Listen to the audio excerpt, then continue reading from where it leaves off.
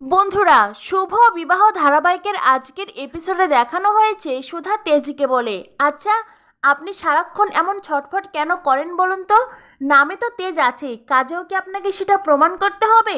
এই বলে সুধা তেজিকে বলে, আপনি এখানে বসুন, আমি এক্ষুনি আসছি। সুধা বেরোতেই যাবে, তখনই তেজ উঠে দাঁড়ায়। সুধা পিছনে তাকিয়ে বলে, একদম ছটফট করবেন না, এখানে চুপটি করে বসুন, আমি এক্ষুনি যাবো আর বরফ নিয়ে আসবো। এরপরেই সুধা বরফ নিয়ে আসে, তেজের পায়ে বরফ লাগিয়ে দেয়। তেজ তখন সুধাকে বলে, আমাকে বাঁচানোর ছলে আবারও কিন্তু আপনি নিয়ম ভাঙলেন। তেজ বসু মল্লিক আপনাকে বলেনি তাকে সাহায্য করতে। সুধা বলে, আমি যা কিছু করছি সবকিছুই ছল করে করছি বলে আপনার মনে হয়? আপনিও এখন আমাকে নিয়ম দেখাচ্ছেন?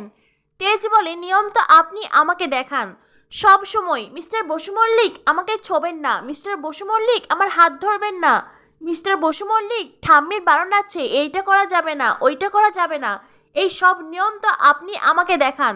সুধা বলে, আপনি বা কেন সবসময় আমার শর্ত ভাঙার চেষ্টা করেন বলুন তো? ও বুঝতে পেরেছি, আপনি চান আমি সবসময় অপমান অপদস্থ হই, আপনার মজা লাগে তাই তো? লোকের না আপনার কাছ থেকেই লোক ঠকানোর স্কিলটা শিখে নেওয়া উচিত।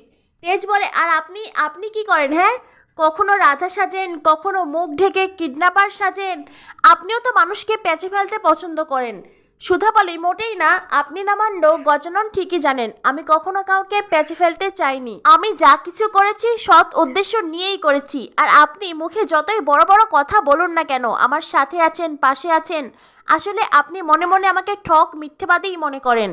তেজ বলে, আপনারও তো আমার পাশে থাকার কথা ছিল সুধা, আপনিও তো আমার পাশে থাকেননি। আপনার কাছে ঠাম্মির কথা, ঠাম্মির শর্ত, ঠাম্মির নিয়মই সব কিছু, আমার কোনো মূল্য নেই। সুধা তখন তেজকে বলে, আমি শুধু দেখতে এসেছিলাম আপনি কেমন আছেন, দেখা হয়ে গেছে, এবার আমি আসছি। এই বলে সুধা ওখান থেকে চলে যেতে চায়। তখনই তেজ সুধার শাড়ির আঁচল